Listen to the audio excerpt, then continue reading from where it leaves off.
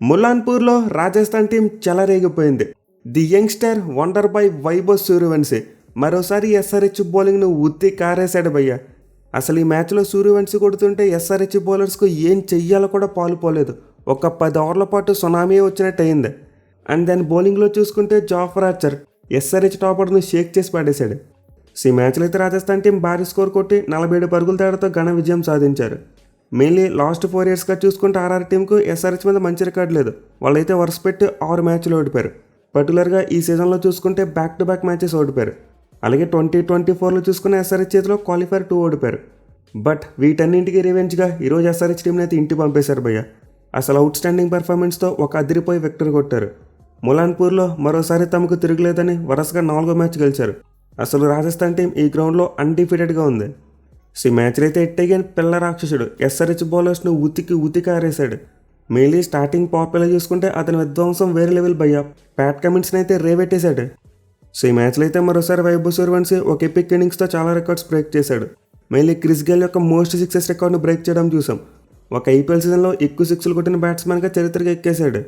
In fact 14 ఏళ్ల Chris Gayle రికార్డును 15 ఏళ్ల వయసున్న వైభవ్ సూర్యవంశీ బ్రేక్ చేశాడు. రియల్లీ ఇదైతే ఒక క్రేజీ థింగ్. క్రిస్ గేల్ 6 ఏళ్ల రికార్డు కొట్టినప్పుడు వైభవ్ సూర్యవంశీ కేవలం 1 సంవత్సరం మాత్రమే. అంటే అప్పటికి అతనికి క్రిస్ గేల్ అంటే ఎవరో తెలియదు, అలాగే క్రికెట్ అంటే కూడా ఏంటో తెలిసి ఉండకపోవచ్చు. బట్ ఇప్పుడు చూసుకుంటే తన టీనేజ్లోనే ఒక లెజెండరీ రికార్డును బ్రేక్ చేశాడు. ఈ మ్యాచ్లో అయితే ఎస్ఆర్హెచ్ టీం మరోసారి వైభవ్ సూర్యవంశీ యొక్క మ్యాడ్నెస్ చూశారు. వాళ్ళు ఎలాంటి ప్లాన్స్తో వచ్చినా సరే ఏమీ కూడా వర్కౌట్ అవ్వలేదు. ఓచుకోత కోసి పడేశాడు. ఇన్ఫ్యాక్ట్ అతను అవుట్ అయినప్పుడు కొట్టిన షాట్ కూడా కొంచెం అటు ఇటు వెళ్ళినట్టు ఇంకో రికార్డు కూడా బ్రేక్ అయిపోతుంది. అంటే 29 బాల్స్కి సెంచరీ కొట్టి మరో క్రిస్ గేల్ రికార్డును కూడా బ్రేక్ చేసి ఉండేవాడు. సో వైభవ్ సూర్యవంశీ అయితే నిజంగా ఒక వండర్ భయ్య. 15 ఏళ్ల కుర్రాడు ఈ రేంజ్లో బ్యాటింగ్ చేయడం ఎవరు కూడా ఎప్పుడూ చూసుండరు. అది కూడా అంతర్జాతీయ క్రికెట్లో పెద్ద పేరున్న బడా బౌలర్స్ని సైతం చాలా అంటే చాలా సింపుల్గా సిక్స్లు కొడుతున్నాడు. ఈ మ్యాచ్లో అయితే ఎస్ఆర్హెచ్ టీం టాస్ గెలిచారు. ముందుగా ఫీల్డింగ్ తీసుకున్నారు. అంతా బాగానే కనిపించింది. ఇన్ఫాక్ట్ మొదటి ఓవర్ చూసుకున్న బాగానే వేశాడు ప్యాట్ కమిన్స్. 9 పరుగులు మాత్రం ఇచ్చాడు. బట్ ఆ తర్వాత నుంచి చూసుకుంటే మాత్రం తుఫాన్ మొదలైంది భయ్య.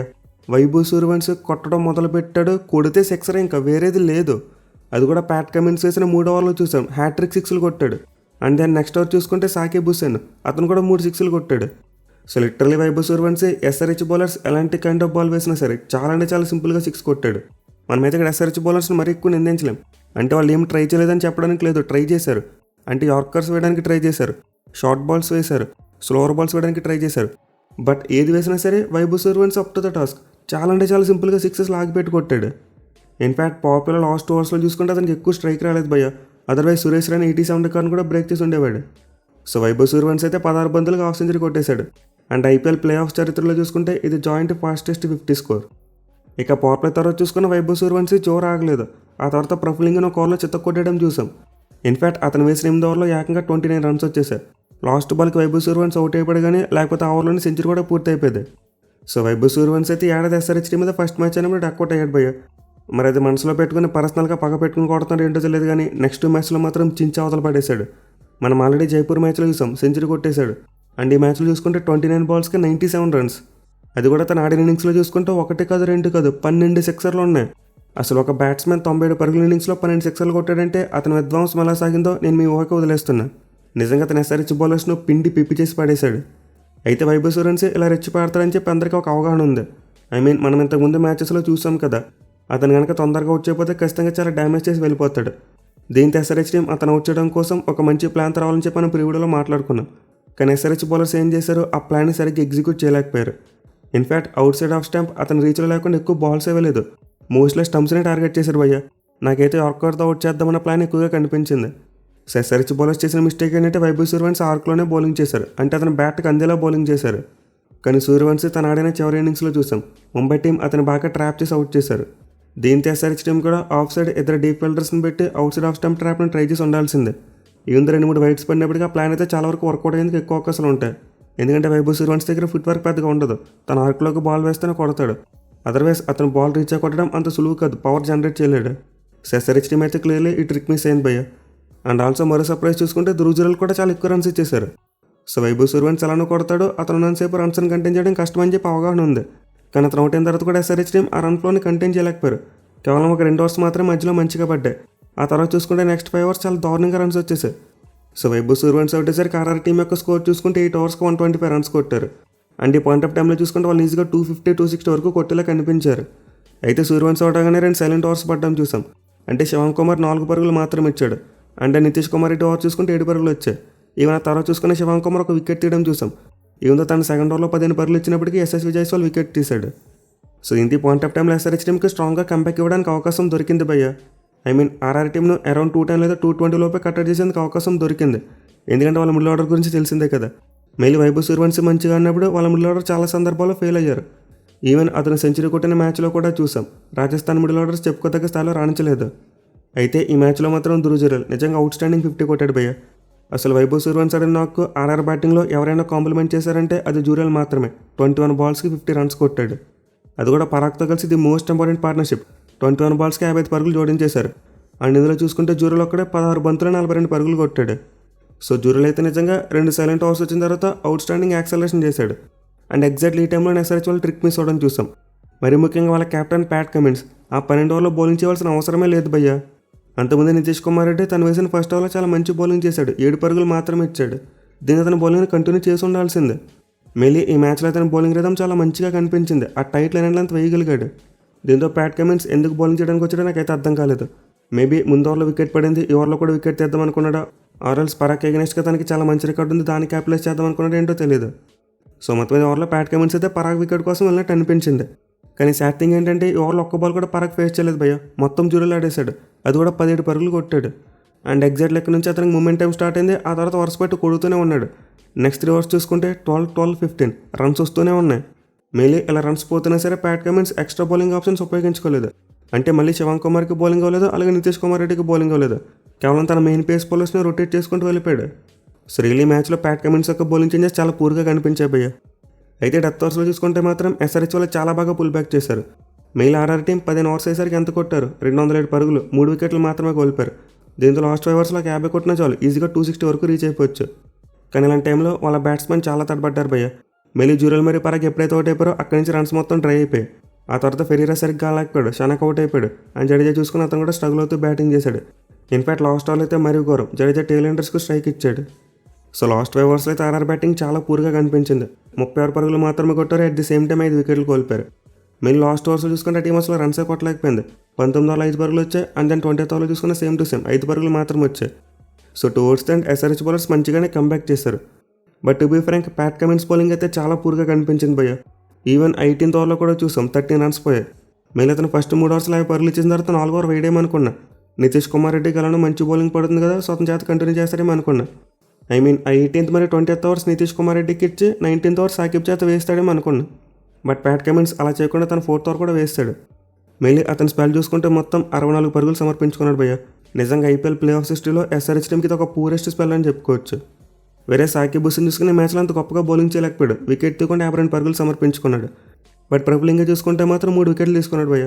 ఇన్ఫాక్ట్ ఆ 29 రన్స్ ఇచ్చిన ఓవర్ పక్కన పెడితే మిగతా 3 ఓవర్లో మంచిగానే బౌలింగ్ చేశాడు. చాలా వరకు రన్స్ని కంటైన్ చేశాడు. ఓవరాల్గా 3 ఓవర్స్లో 10 పరుగులు మాత్రం ఇచ్చాడు. బట్ వైభవ్ సూర్యవంశీ కూడా 29 రన్స్ ఓవర్ బాగా కంప్ అయిపోయింది అతనికి. కిషన్ మలింగా చూసుకుంటే పర్వాలేదు, 4 ఓవర్స్కి 40 రన్స్ మాత్రమే ఒక వికెట్ తీసుకున్నాడు. ఎస్ఆర్హెచ్ టీంకి 4 మెయిన్ బౌలర్స్లో 3 బౌలర్స్ 50 కంటే ఎక్కువ రన్స్ సమర్పించుకున్నారు. దీంతో ఏం చేయాలి, ఆ 6th బౌలింగ్ ఆప్షన్ బాగా యూజ్ చేసుకోవాలి. కానీ ప్యాట్ కమిన్స్ అది చేయలేకపోయాడు. శివన్ కుమార్కి కేవలం 2 ఓవర్స్ మాత్రమే ఇచ్చాడు. అంటే అతను చూసుకుంటే 19 పరుగులు మాత్రమే ఒక వికెట్ తీసుకున్నాడు. వేరే నితీష్ కుమార్ రెడ్డి చూసుకుంటే 1 for 12 2 ఓవర్స్ మాత్రమే 12 పరుగులు ఇచ్చాడు. సో ప్యాట్ కమిన్స్ అయితే తనకు ఒక ఓవర్ తగ్గించుకుని అలాగే సాకిబ్ హుసేన్కి ఒక ఓవర్ తగ్గించి వీళ్ళిద్దరి చేత వేస్తే బాగుండేది. ఆ మిడిల్ ఓవర్స్లో మెయిన్ పేసెస్ వేసే కంటే వీళ్ళు వేస్తుంటే ఇంకా బెటర్ రిజల్ట్ వచ్చి ఉండేదేమో. ఆర్ఆర్ స్కోర్ 240 వరకు వెళ్ళకుండా 220 దగ్గర ఉండేదేమో. బట్ ఓవరాల్ పిక్చర్లో చూసుకుంటే మాత్రం ఎస్ఆర్హెచ్ వాళ్ళు మంచిగానే కంబ్యాక్ చేశారు. ఆ డెత్ ఓవర్స్ ముందు వరకు చూసుకుంటే ఆర్ఆర్ టీం ఈజీగా 260-270 కొట్టేలా కనిపించారు. బట్ లాస్ట్ 5 ఓవర్స్లో మంచిగానే పుల్ బ్యాక్ చేసి మొమెంటం గెయిన్ చేసుకున్నారు ఎస్ఆర్హెచ్ వాళ్ళు. అయితే ఈ మ్యాచ్లో ఎస్ఆర్హెచ్ టీం బౌలింగ్ మాత్రమే కాదు భయ్య, ఫీల్డింగ్ కూడా చాలా వర్స్ట్గా ఉంది. ఎక్కువగా గ్రౌండ్ ఫీల్డింగ్లో మిస్టేక్స్ చేయడం చూసాం. ఎక్స్ట్రా రన్స్ అయితే సమర్పించుకున్నారు. బట్ 244 టార్గెట్ అంటే ఎస్ఆర్హెచ్ ఫ్యాన్స్ ఇంకా నమ్మకం పెట్టుకుని ఉంటారు. ఎందుకంటే గతంలో కొట్టారు కదా ఎస్ఆర్హెచ్ వాళ్ళు. ఇన్ఫాక్ట్ రీసెంట్గా ఈ సీజన్లోనే చూసాం almost similar kind of flat wicket మీద 243 రన్స్ టార్గెట్ని చేశారు. అది కూడా 8 బంతులు మిగిలి ఉండగానే టార్గెట్ని అందుకోవడం చూసాం. సో దీంతో ఆర్ఆర్ టీంను 250 లోపల కట్టడి చేసిన తర్వాత ఎస్ఆర్హెచ్ ఫ్యాన్స్ కాన్ఫిడెంట్గా ఉంటారు. కానీ వాళ్ళకి తెలియని విషయం ఏంటంటే Abhishek Sharma and Travis head వీళ్ళిద్దరికీ ప్లే ఆఫ్స్లో అసలు మంచి రికార్డ్స్లు. ఇన్ఫాక్ట్ ఒక్క సరైన నాక్ కూడా లేదు. అభిషేక్ శర్మ ప్లే ఆఫ్స్లో 4 మ్యాచ్లు ఆడితే కేవలం 17 పరుగులు మాత్రమే కొట్టాడు. వేరే ట్రావిస్ హెడ్ చూసుకుంటే ఐపీఎల్ 2024 ప్లే ఆఫ్స్లో చూసాం 2 డక్అవుట్స్ ఉన్నాయి అతనికి. సో లీగ్ స్టేజ్లో అయితే ఎస్ఆర్హెచ్ ఓపెనర్స్ ఎదురు రేవేటేస్తారు భయ్య. కానీ ప్లే ఆఫ్స్ అనేసరికి మాత్రం చేతులు ఎత్తేస్తారు. అండ్ ఎగ్జాక్ట్లీ ఈ మ్యాచ్లో కూడా అదే జరిగింది. మెయిల్ అభిషేక్ శర్మ సెకండ్ బాల్కి అవుట్ అయిపోవడం చూసాం. జాఫ్రా ఆర్చర్ పేస్కి డిఫీట్ అయిపోయాడు. ఇన్ఫాక్ట్ ఏడాది చూసుకుంటే అతను T20 ఫార్మాట్లో 8సారి డక్అవుట్ అయ్యాడు. సో ఇప్పటివరకు ఒక ఇండియన్ ప్లేయర్ ఒక క్యాలెండర్ ఇయర్లో ఇన్నిసార్లు డక్అవుట్ అవ్వడం జరగలేదు. ఫర్ ది ఫస్ట్ టైం జరిగింది. అండ్ దెన్ ఆ తర్వాత చూసుకుంటే ఇషాన్ కిషన్ వచ్చాడు, కాసేపు మెరుపులు మెరిపించాడు. మళ్ళీ 10 బంతులను 33 పరుగులు చేసి వికెట్ పడిన ప్రజెంట్ ఎక్కడ కూడా కనపడనివ్వలేదు. కానీ అతను చేసిన మిస్టేక్ ఏంటంటే ప్రతి బాల్ కూడా సిక్సర్ కొట్టడానికి చూశాడు. అంటే చేసిన అప్రోచ్ అయ్యేందుకు ఎలాంటి ప్లానింగ్ లేకుండా ప్రతి బాల్ కూడా సిక్సర్ కొట్టడానికి వెళ్ళిపోయాడు. దీనివల్ల అతను కూడా జాఫ్రా ఆర్చర్ పేస్కి డిఫీట్ అయిపోయాడు. మంచిగా రన్స్ వచ్చినా సరే అవుట్ అయిపోయాడు. సో టు బీ ఫ్రాంక్, ఇంత పెద్ద చేసింగ్లో క్యాలిక్యులేషన్ చాలా అవసరం భయ్య. మరి ముఖ్యంగా ఇషాన్ కిషన్కి RRT మీద చాలా మంచి రికార్డు ఉంది. దీని అతను ఏం చేయాలి, అగ్రెసివ్గా ఆడుతున్న ఒక ఎండ్లో తన వికెట్ను కాపాడుకోవాలి. బట్ ఇషాన్ కిషన్ అలాంటి చేయలేదు, రెక్లెస్ షాట్ ఆడాడు. వేరే ట్రావిస్ హెడ్ చూసుకుంటే వికెట్ లేచిపోయింది. అసలు ఏమన్నా బాలేదు, 150 కిలోమీటర్ల స్పీడ్తో వేశాడు జాఫ్రా ఆర్చర్. సో నిజంగా పవర్ ప్లే ఆర్చర్స్ వల్ల అయితే అవుట్ స్టాండింగ్ అని చెప్పుకోవచ్చు భయ్య.